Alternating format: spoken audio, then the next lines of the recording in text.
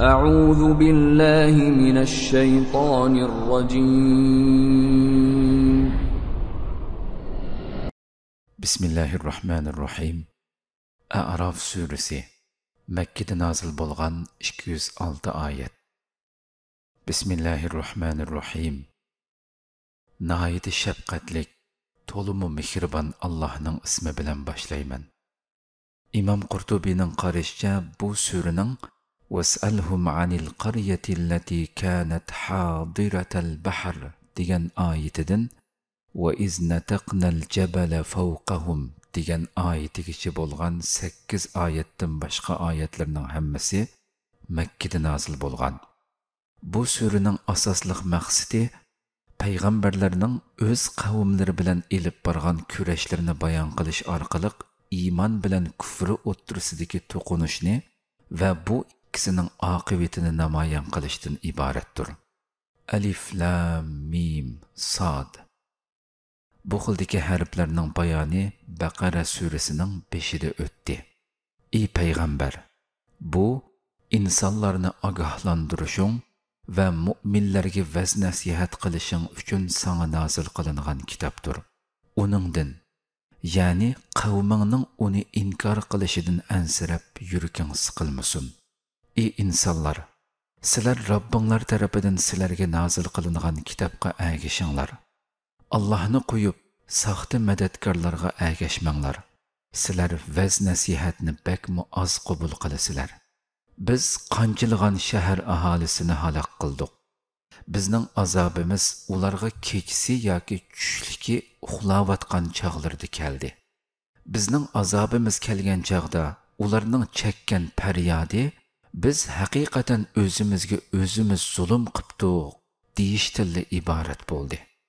Biz albatta payg'ambar avatilgan ummatlarni savol so'roq qilamiz. Payg'ambarlarni mo albatta savol so'roq qilamiz. Qiyomat kuni ularning amallarini ularga aniq ma'lumot bilan aytib beramiz. Biz ulardan hech qachon ayrilmagan edik. Bu kunda amallarning o'lchindiganligi haqdir.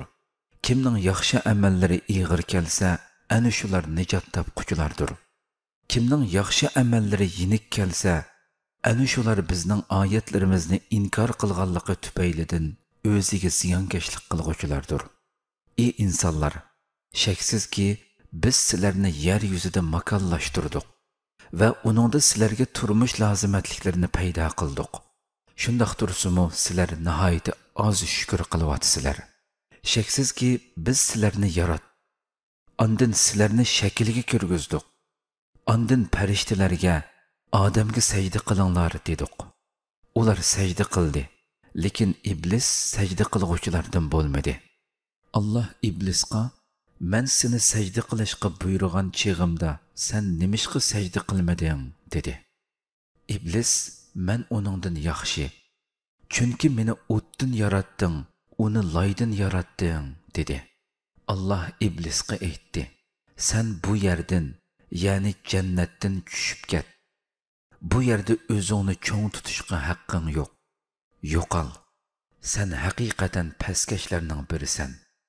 Iblis "Menga kishilar tirildirildigan kunigacha muhlat bergin" dedi.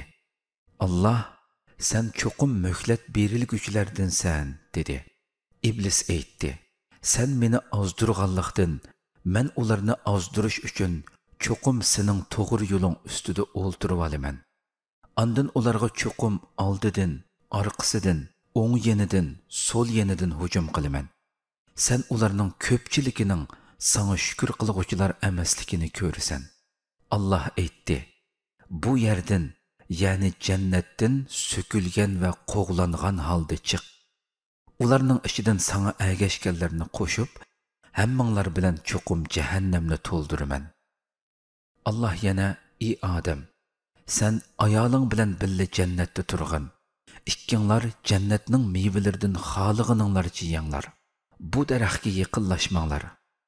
Uningga yaqinlashsanglar, o'zinglarga zulm qilguvchilardan bo'lib qolasizlar." Lekin shayton ularning yepiqliq avratlarini echib etish uchun ularga vasvasa qilib, Robbinglarning sizlarga bu daraxtning mevasini yeyishni man'iy qilganligi, faqat sizlarning farishta bo'lib ketmasliginglar yoki jannatda mangu turib qolmasliqinglar uchundir dedi. Hamda ularga men haqiqatan sizlarga samimiy nasihat qilg'uchiman deb qasam ichib berdi. Shunda qilib ularni aldamchilik usullari orqali yuqori martabadan tushiribdi. Ular daraxtning mevasini yeganda avratlari ichilib qoldi. Ular jannatdagi daraxtlarning yupurmoqlari bilan avratlarini yepishga kirishdi. Rabbi ularga: "Men sizlarga bu daraxtni man'iy qilmaganmidim? Shaksizki shayton sizlarga up-uchuq dushmandir demaganmidim?" deb nido qildi. Ular: "Ey Rabbimiz, biz o'zimizga o'zimiz zulm qildik. Agar sen bizga mag'firat qilmasang, bizga rahim qilmasang, biz cho'qim ziyon tortquchilardan bo'lib qolamiz" dedi. Allah aytdi: "Sizlar bir-biringlarga dushman bo'lgan holda jannatdan tushinglar. Sizlar uchun yer yuzida bir muddat makonlashish va foydalanish bor." Allah aytdi: "Yer yuzida yashaysizlar, yer yuzida o'lisizlar, qiyomat kuni yana yer ostidan chiqarilisizlar." Ey odam bolalari, haqiqatan biz sizlarga avratinglarni yopadigan kiyimni va zinnatlanadigan kiyimni tushirdik. Taqvodorlik kiyimi eng yaxshidir. Bu ularning Allohning ne'matlarini aslashi va shukr qilishi uchun Allohning qudratini ko'rsatadigan alomatlaridandir. Ey odam bolalari, shayton sizlarning ota-onanglarni ozdirib jannatdan chiqarib atgandek, sizlarni mo ozdirib atmasin. Shayton u ikkaylarning avratlarini o'zlariga ko'rsatish uchun kiyimlarini soldirib atgan edi. Shayton va uning qo'l ostidagilari sizlarni ko'ralaydi. Sizlar ularni ko'rolmaysizlar. Shaksizki biz shaytonlarni iymon etmaydiganlarning do'sti qildik. Ular, ya'ni kofirlar biror yomon ishni qilgan chog'larida ota-bovlarimizning mushundaq qilganligini ko'rgan edik. Allah bizni mushundaq qilishga buyurgan deydi. Ey payg'ambar, ularga aytqinki, Allah bandalarini hargiz yomon ishga buyurmaydi. Sizlar o'zinglar bilmaydigan narsalarni Allah nomidan aytamsizlar.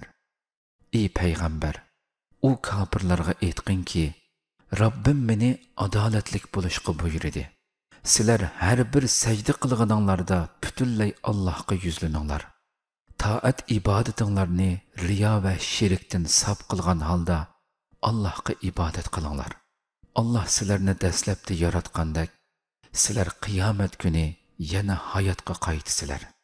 Allah bandalaridan bir qismini to'g'ri yo'lga muvaffaq qildi. Yana bir qismiga ozg'unlik tegishlik bo'ldi. Chunki ular Allohni qo'yib shaytonlarni do'st tutdi. Ular shundoq turuqliq o'zlarini to'g'ri yo'lda deb hisoblaydi. Ey odam bolalari, har namoz vaqtida pokiz va chiroyli kiyininglar. Yanglar, ichinglar, chekidan oshirib o'tib isrof qilmanglar. Chunki Allah isrof qilguvchilarni yoqtirmaydi. Ey payg'ambar, aytqinki, Allah bandalari uchun chiqarib bergan zinnatlarni, shirin, pok rizqlarni kim harom qildi? Aytqinki, ular bu dunyoda mu'minlar uchundir. Garchi kofirlar foydalansimi, oxiratda bo'lsa mu'minlarga xosdir. Buning qimmatini biladigan qavm uchun oyatlarni mushundoq tafsiliy bayon qilamiz.